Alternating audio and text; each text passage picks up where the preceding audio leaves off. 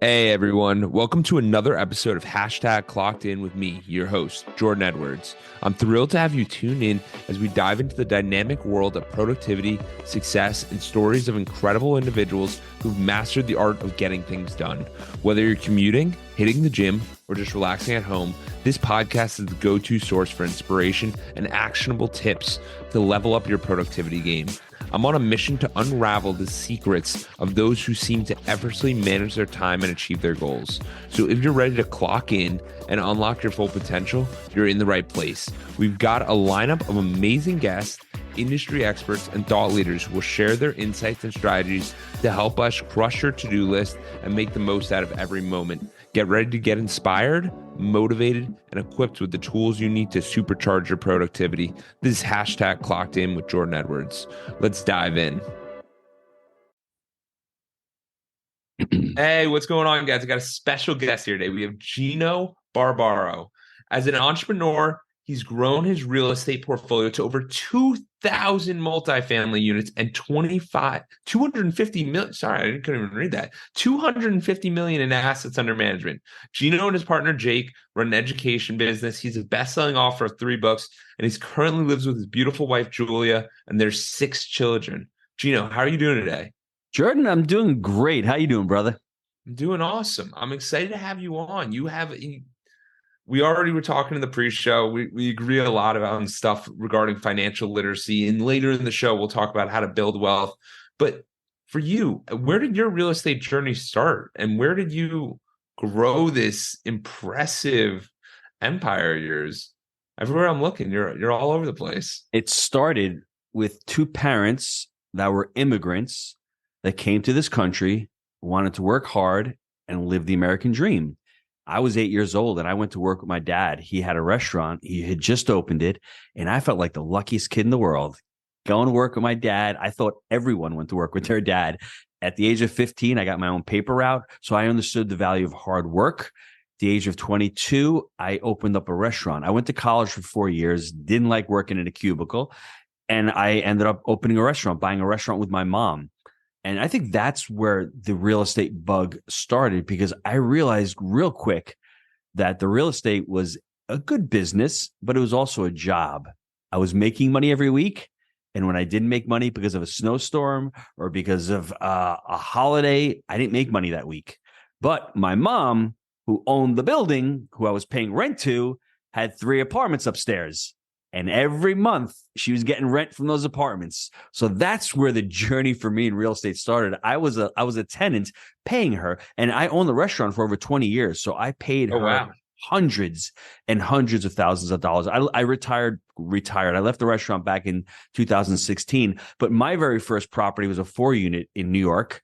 And then I met Jake in 2009, and Jake and I started partnering in 2011. And that's where you see those 2,000 units is with me and my partner, Jake. So I had a before life with Jake, and then I had an afterlife with Jake. And the before life was I was all over the place. I was trying to do a mobile home park. I was trying to do single family homes, duplexes, you name it, until I realized this multifamily gig where people need a place to live. I like it because it's a business, and I like to deal with residents. I liked all 3 of those. And I'm like, every month I'm getting rents. I like this gig. So that's where it started. That makes a lot of sense. And I feel like many people, because it's interesting from my perspective, being like I own a property in Ybor in Tampa, Florida. And it's interesting in my generation where everyone's looking around. And like you said, they're trying to flip land. They're trying to get a mobile home park. They're trying to do a multifamily. Everyone thinks it's better to have your hands in many pots. How have you found the success of honing in on one area? This is in real estate, but also for the audience listening, just focusing on one thing. How has that been a benefit for you? People with financial intelligence can change the world for the better. That's the reality. And that's what I realized when I got into real estate and I wanted to become financially intelligent. It was 2006.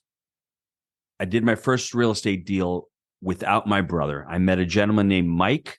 I refer to him as Maserati Mike because he pulled into my parking lot one day driving a nice gold Maserati. I'm like, Mike, how you doing? And he saw me as a sucker, and I was a sucker because I didn't understand the mobile home park space. And Yeah. he was not a good partner, but I ultimately understood that the responsibility fell on me. It's like you said, a person goes to college when they're 18 years old and they accumulate a ton of debt. You can blame the system all you want, and I'm not saying you're wrong, but ultimately you made that decision. I made the decision to partner with Maserati Mike, 172 grand.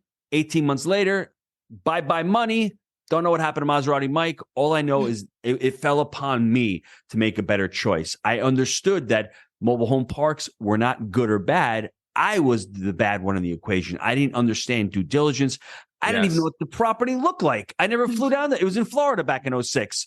And then when I did that, I'm like, okay, you think I learned my mistake? A year later, I go and look at a strip center up in upstate New York in Dutchess County where people go to die. I don't know why anyone lives in Dutchess County. Sorry if you live in Dutchess County, but bro, stay away. I mean, anyway, I bought the property and I had it for 10 years. I lost a ton of money. And it once again was not the property. It was my lack of financial intelligence. I had no process. I had no framework.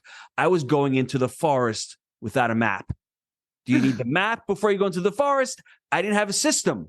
And then I said to myself, how do I get the system? Well, I did what you said. I decided to take $25,000 back in 2008 and join a mentorship program. The best 25 grand I probably spent in my life because I learned how to invest in apartments. I waited another year. I met Jake. And then when me and Jake started looking at deals, I understood how to invest in real estate. I had the framework, and then we built our own process.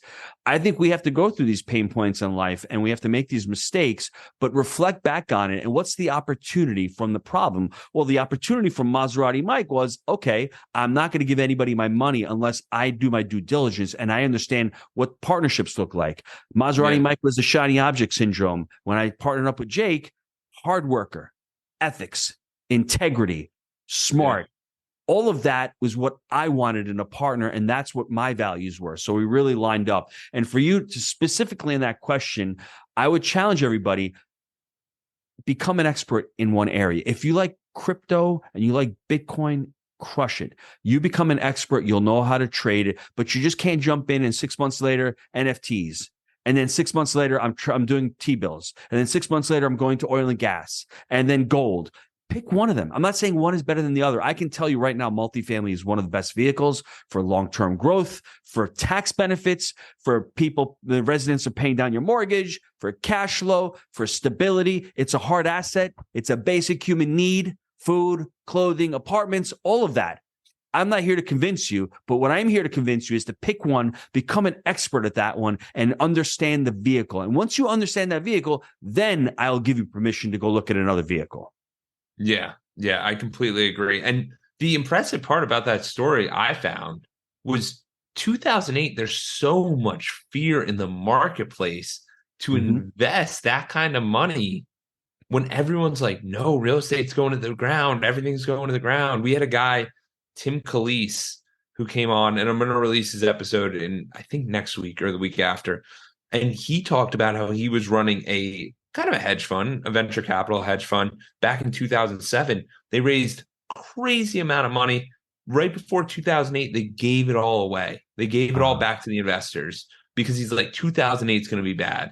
So I just preface that because for you to go, Gino, I'm investing a good amount of money into something during such an uncertain time. I feel that's a decent risk. How'd you think about that? I had enough pain in my life. And at that point, my father passed away in 2007. And I saw the shift in the restaurant. I was working harder and I'm making less money. Yes. And I don't understand. And I've got 4 kids at the time. And I feel as if I'm letting my kids down. I'm coming home. I don't like my job. I'm not making any money. The market sucks. I need to do something different. And I know this real estate thing is really good.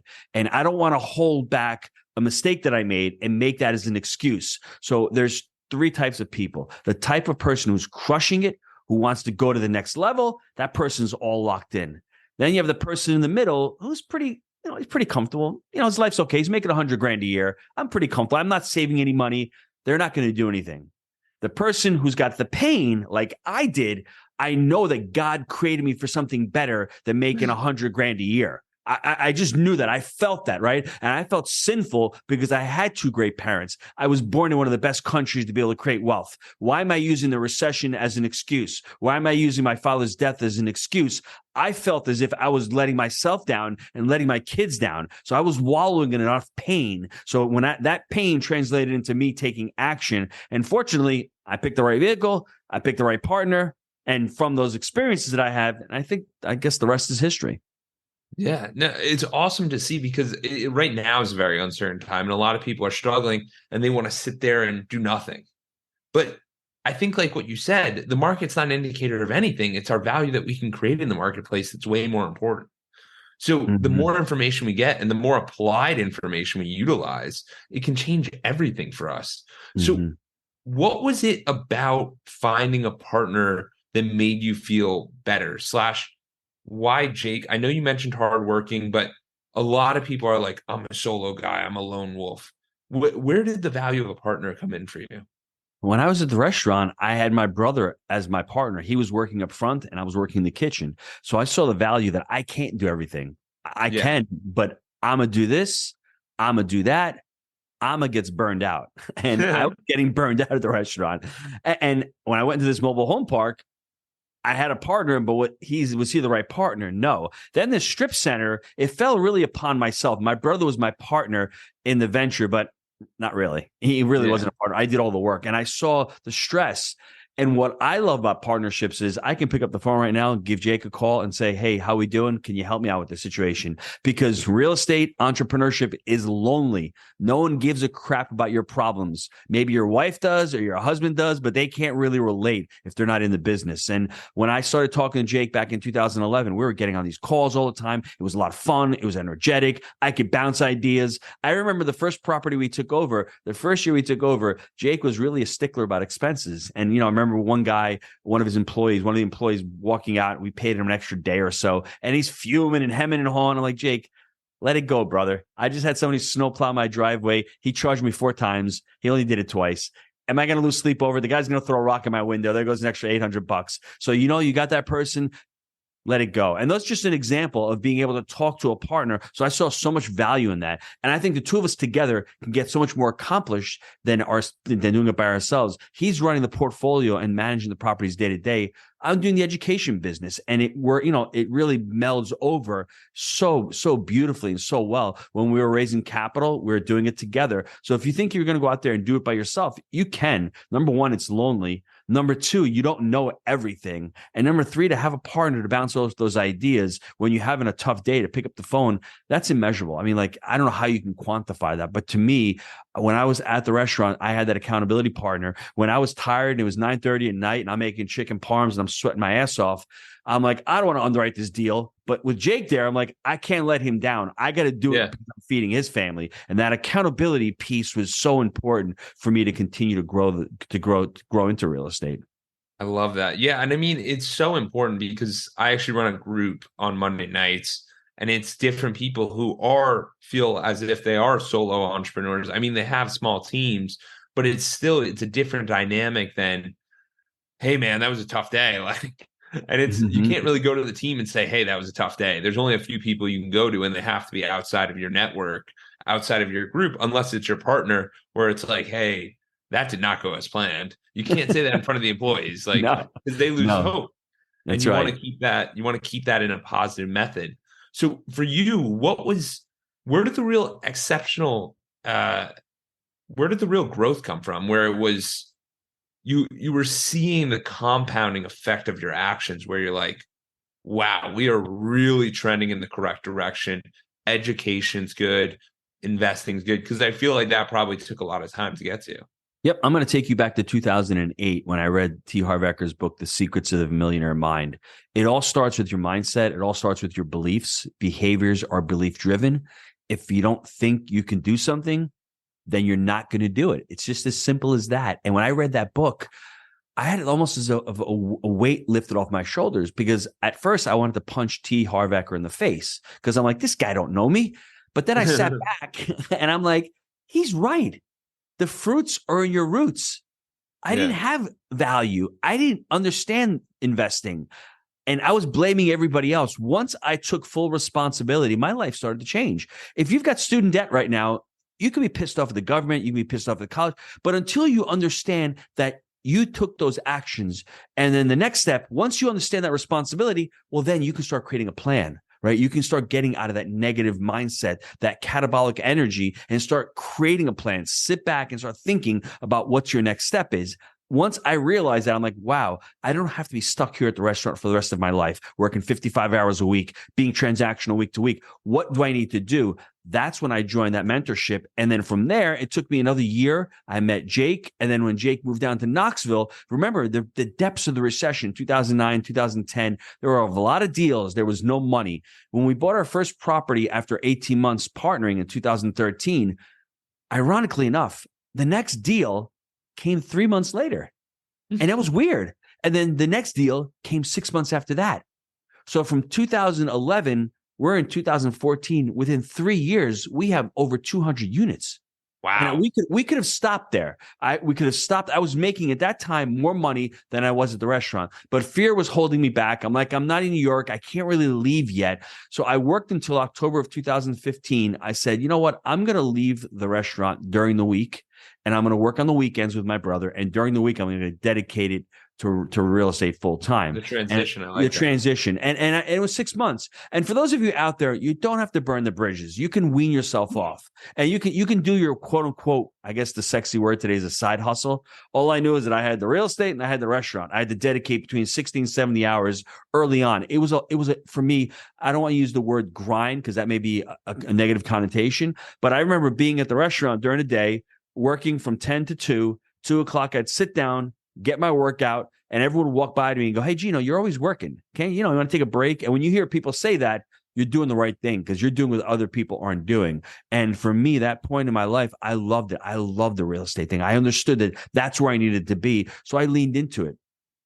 putting in those extra hours, underwriting deals. And, the component with Jake as the partner really helped. And then in March of 2016, I'm like, Mark, and I had my brother, I'm going to leave the restaurant. So from meeting Jake to leaving the restaurant was a 5-year time window. And I took a little bit longer because I had 6 kids. I wanted to make sure that I was financially stable. I was in New York, so my expenses were a lot more. So I took a little bit longer than what I needed to, but I wanted to make sure that I don't leave my brother in the lurch and that I'm leaving on good financial footing. But I think that's so important because there's so many people who are like, quit your job. Just quit, go all in. And that mentality can work for some people, but for some, dude, you gotta build up the side. You gotta build up the income, and the super important thing is the saving.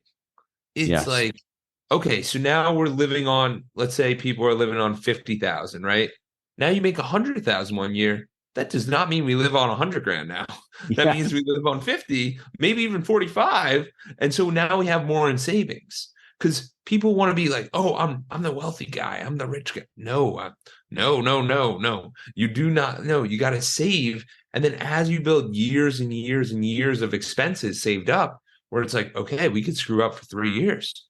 What it allowed me to do on a personal level was all the profits that I was making in the real estate, I was reinvesting it into the real estate. I wasn't using it to fund my lifestyle. So and if you have a spouse, let your spouse work. I mean, let your spouse work if you want to leave a little bit prematurely. But if you can hold off for a couple more years, the money you're making from the real estate, you can fund it and put it into the next deal. And that's what I was doing. I had the restaurant that was paying for my expenses. My wife was staying at home with the kids. We homeschool the kids. So she's staying at home with the kids while I'm working at the restaurant. That restaurant income is funding my lifestyle, my expenses. And anything I'm making with Jake as far as cash flow and as far as equity, refinancing deals, selling deals, I'm taking that money. I'm not buying a Lambo. I'm not going on a huge vacation. That money's going back into buying the next property. Yeah. Yeah. And people don't have that delayed gratification in their life. They don't have the understanding. It's difficult when you're younger. And I mentioned to you off camera, for anybody listening to this, I would beg you, please read The Psychology of Money by Morgan Housel. It's such an important book because I think people need to understand the neurochemistry in their brain, why they don't have delayed gratification, because nowadays we have so much that's afforded to us. We buy a purchase because it makes us feel good. We get a dopamine hit. So when we're having a tough day, what do we do? Well, some people like to eat, some people like to drink, some people like to smoke, some people like to go and shop. So you're doing things unconsciously, subconsciously. Once you have the awareness of why you're doing something, it's important. And once you have the awareness and the understanding of your relationship with money, that changes the game. Because once I understood that I was a saver, but why was I a saver? I was a saver because I had a scarcity mindset from my parents who came from Italy back in the 50s and 60s. Things were tough there. You've got to save money. You've got to, well, why am I saving money for a rainy day? Well, that was the bad idea. You should be saving money to buy an asset, to pay for that rainy day. Once I had that little mind shift, I was like, okay, I can still save money. I can enjoy saving money, but that money can leave my bank account because I like to see money in my bank account. That's my relationship. It makes me feel good. But now I understand money's just a tool. Money's there to be utilized to invest in other things. Once I made that, for me, it was game over. Yeah. Yeah. And I think, like, for myself, it's pretty funny when you're like, oh, people like to spend on this, they like to invest in this. I get a little rush when I invest. Like that little, like, oh, what'd you do today? I bought a little Apple stock. Like, what Yes. do you mean, what did I do? Like that, and that is, most people don't view it as that, but if you can, it changes the whole game. It's like, Everything. yeah, Everything. You made such an awesome point. I used to have fun about making money and saving it. That was my thing. I used to like to see my bank account increase. And if you're like that, it'll be much easier for you to create wealth, because all yeah, wealth is the ability to save the money and then to reallocate it. So for you to do that, you already see your relationship with money. Now just become aware of that. I want everyone to become aware of what their habits are and what their relationship to that money is. And I'm not saying whether it's good or bad, it's either empowering or disempowering. See the fact that if you're making $100,000 a year this year and you're at a base level, if next year you go to $140,000 and you can't save any money, there's something that's not right there. It's called yeah. Parkinson's law. Your Okay. income, your expenses increase with the amount of income you make, and it's something with the psychology and with the neurochemistry in your brain saying, "Oh man, I deserve to spend more money," or I looking at somebody else. The serotonin that we release in our brain because all of a sudden we feel prideful that we earn more money, so we have to show Jordan and Gino that I'm driving a nicer car, when in reality, that doesn't No one make any cares. difference. No one really, really cares, but we don't know that because all we're trying to do is to try to satisfy our brain, and our brain's telling us to do something, and we don't even know why it's telling us. Your brain's telling you to do something different than someone else. Your brain's telling you to do something that's empowering for creating Yeah. wealth. Yeah. And the crazy thing is, we were talking before, and what I was saying is people in my age demographic, 20s and 30s, it is so difficult nowadays to acquire this wealth due to the fact that there's so many minor mistakes you can make along the path. Whether it's you went to a school that you can afford, so the student loans are too high, whether it's you got into a house that's too expensive, but your mortgage broker and your realtor pushed you in, or it's, and I'm not saying that you're the victim, or it's, I got a car that I can't afford. And it's, you never feel that you can't afford it, but you just sit there and go, this doesn't make a whole lot of sense. I Mm-hmm. got to get out of this. Mm-hmm. And it's just these massive mistakes that people make, and it sends you backwards. It sends you years backwards. It's a mistake if you're trying to create wealth. And that's the thing we have to understand. If you're going to try to create wealth, and we had talked about this off camera, when I was growing up, we didn't have a lot to be able to buy, right? It wasn't like I could go on the internet. Al Gore hadn't invented Purchase it in a yet. second. So Yeah. yeah. So I mean, like, there was no internet back in the 80s and 90s. So it was a good thing, right? We didn't have all of these different subscriptions out there. We didn't have cell phones.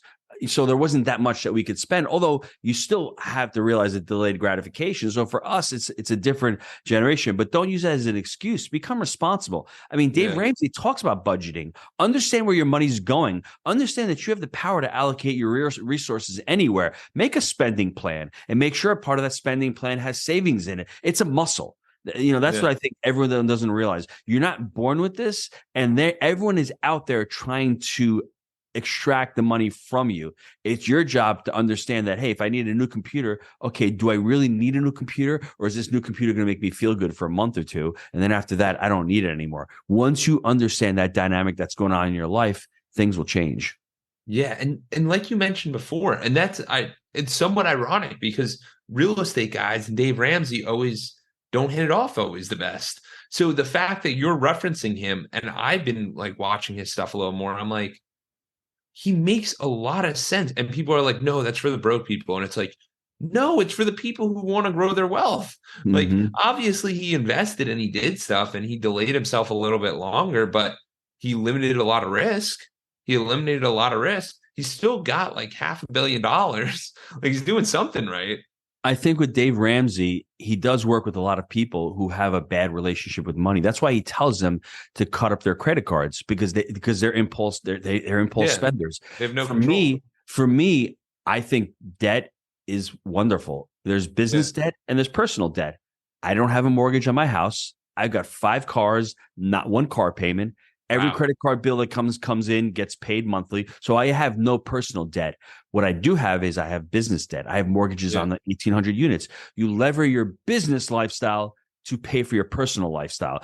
His level is base one. You have to understand the relationship that you have, get rid of all your unnecessary expenses, have a savings, have emergency savings of $500, have 3 to 6 months of money set aside because that'll give you optionality, and then start saving money. Now, where I disagree with him is the debt part, and then also Dave Ramsey's not putting money in mutual funds, bro. He's got businesses, he's got Yeah. books, he's got other things, and he's also got business coaching and all that. But to start out with, it's a great place to start if you don't know how to control that debt. Debt snowball is great. You have so many different debts. How do you attack your debt? You want to get rid of the smallest debt and go to the bigger debt. It So doesn't make sense financially, but from a psychological perspective, you see you're conquering your things and you're going to take action. So for you, if you're having problems, read a little bit of the Dave Ramsey. That Total Money Makeover book may change your life. yeah, and it's the little habits that develop from that Yes. activity of now I'm going to save $50 a month and now I'm going to have this savings. Mm-hmm. Now, question, when you were leaving the restaurant, when you decided to do that, did you have all your debts removed or how did you view that or how did you think it was the appropriate time to jump? I was at the restaurant in my storage shed outside, and in that shed we have bags of flour. I had to-go containers, and I'm doing the inventory and I'm putting it all away. And I've got my cell phone jammed up to my ear, and I'm negotiating a deal with Jake. It's an $11 million real estate deal. And at that point, it hit me. I'm doing $15 an hour work, and we're talking about an $11 million 100% seller finance deal, the deal of a lifetime. I'm like, what am I doing here? I've got enough where I can take the leap. And I made that promise from that day going forward that when we close this deal, I'm going to be gone in the next 6 months. And then when I left, I had still a mortgage on my house, but it was more of a home equity line where I had borrowed money to put into real estate. So Yeah. the real estate was paying that off, and I was making enough cash flow from the real estate monthly to be able to pay for my Support. bills. So then when I left, I didn't take a buyout from my brother. I said, Mark, you can't afford to give me 300 grand for what the business is worth. Give me $2,000 a month. When you sell the business, and then so he had helped that had helped me pay for my health insurance. And then I was making enough cash flow. And then at the time I had these properties 4 or 5 years, they started to refinance. You start pulling out 300,000 on one property, 500,000 on another property. That's why it's time to get started today, because you Yeah. start buying properties today, 3 or 4 years into the And future, I, that equity starts to matriculate. I just want to make up a big point where everyone's listening. Yes, Gino did just mention the job that he worked for 20 plus years as a restaurant owner was 300 grand.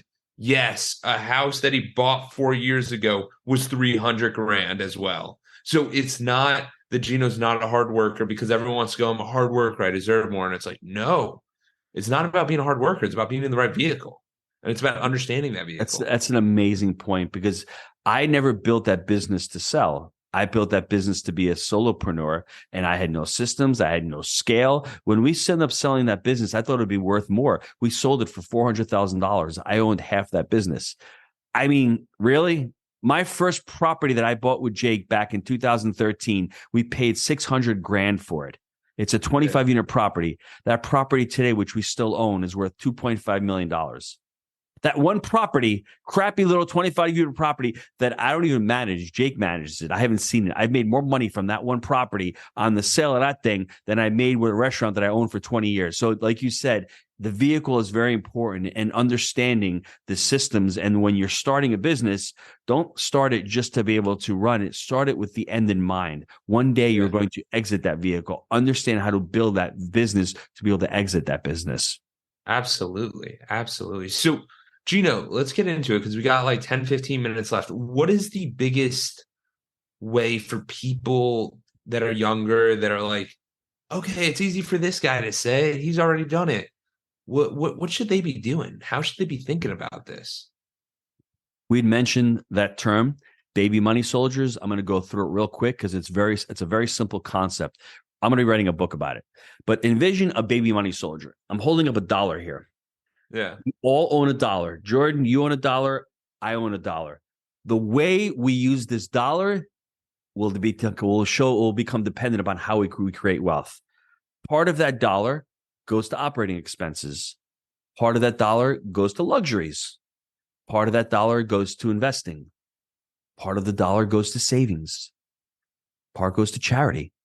And part should go to education. So you see how it's allocated. People who are poor are going to have a lot going to operating expenses and luxuries.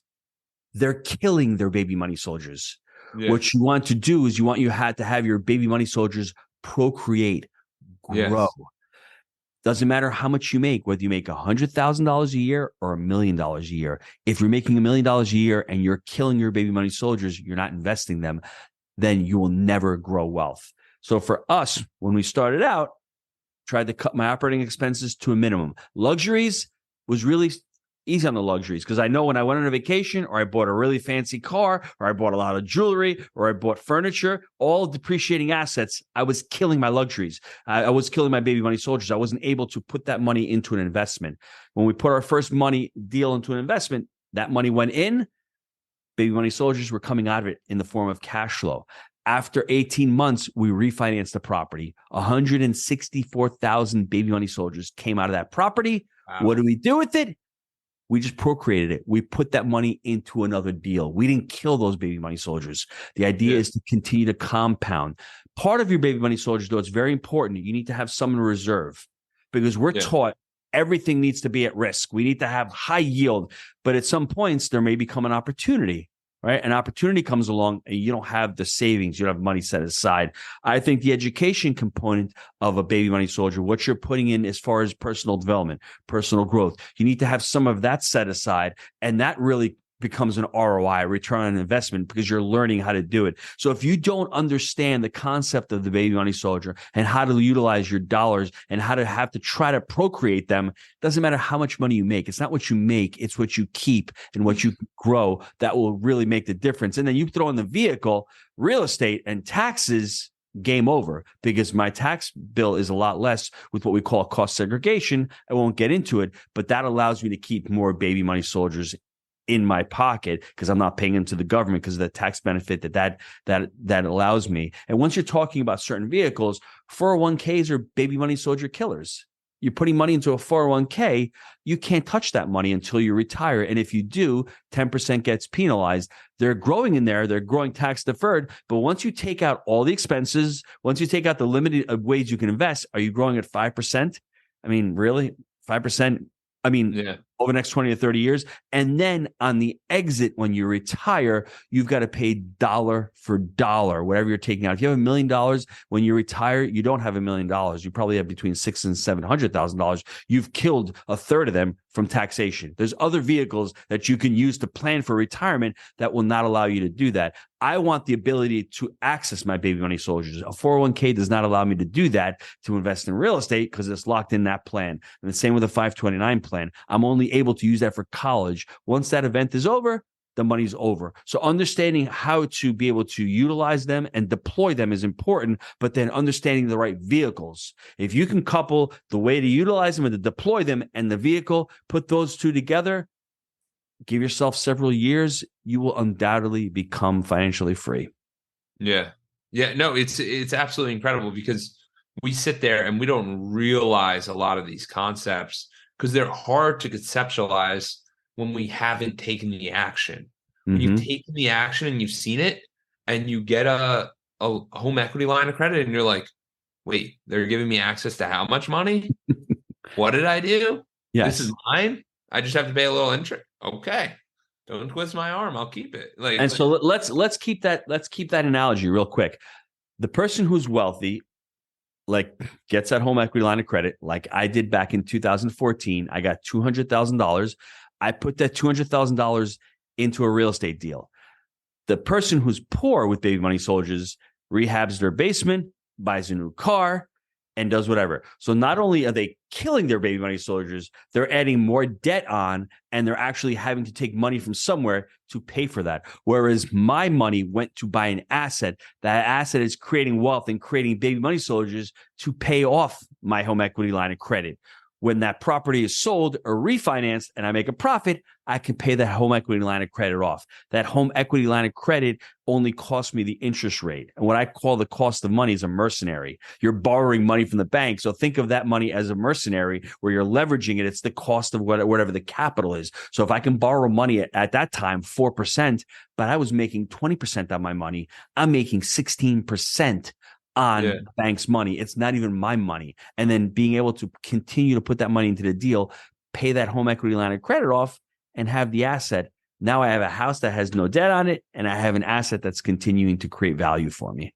Yeah, and this is why I find Gino so interesting, because he's not so one way fits all for anyone. It's more of a strategic thought process, because a lot of people, I have some real estate guys on sometimes, and they're just all in, baby. And it's like, no, you got to be a little protected. And that's why I think it's cool that you have your 6 kids.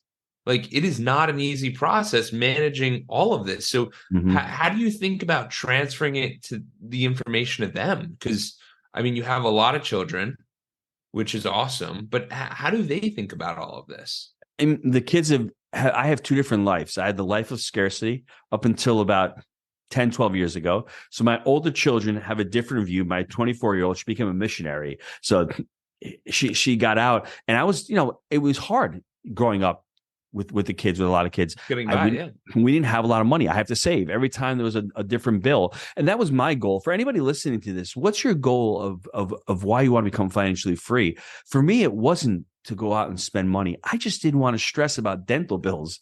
I didn't want to stress about going on vacation every now and again. I didn't want to stress about, oh gosh, they're going to college. It's going to cost me.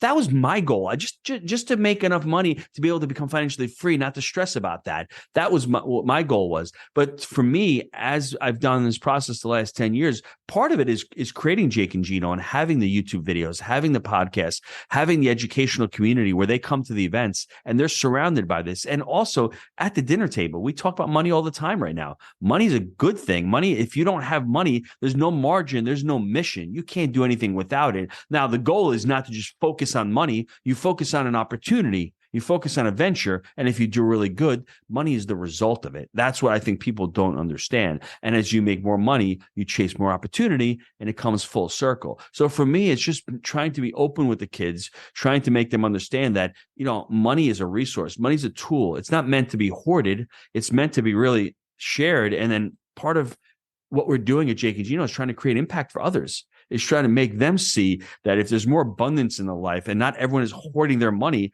that's what happens. The government doesn't want us to hoard our money. When we have our money hoarded, it's not in the economy. The economy's not working. It's slowing things down. So I think the same mentality with us, if we're just trying to hoard our secrets and trying to hoard the money we make, we're not going to grow in abundance. Yeah. And I love that, the scarcity versus abundance, because I think about that all the time. And it's like, should you do it? Should you not do it? And it's not saying risk it. It's not saying do this unthoughtfully. It's just, hey, you just have to realize where you are on the trajectory. If you're not where you want to be, then you might have to take a little more risk. If you're where you exactly want to be, you limit the risk a little bit. And it's this learning experience of going in and taking different actions, and you'll get different results. Because there's too many of us that do the same thing, and we're like, yeah, like today's going to be the day. And it's like, no, like today is not going to be the day. Like you have to do something different. There has to be a different action. There has to be a different result. Gino, you are the man. Where can people find you? Where can they learn more about Jake and Gino, Gino and Jake? Why is it not? It should be Gino and Jake. It's Jake and Gino just rolls off the tongue, Jordan. It does, right? Jake and Gino. So, we just go to jakeandgino.com. I mean, we've got our books on there. We've got our podcasts on there. We've got blogs on there. We got a ton of information on the website. Just go check out the website. If you want to email me, it's gino@jakeandgino.com. If you have any questions, just reach out to me. Absolutely. Awesome. Thank you. Thanks, brother. Thank you for reaching the end of the podcast. For that, we'll give you a complimentary coaching session in the link below with Edwards Consulting. Hope to see you there and have a great day and keep clocking in.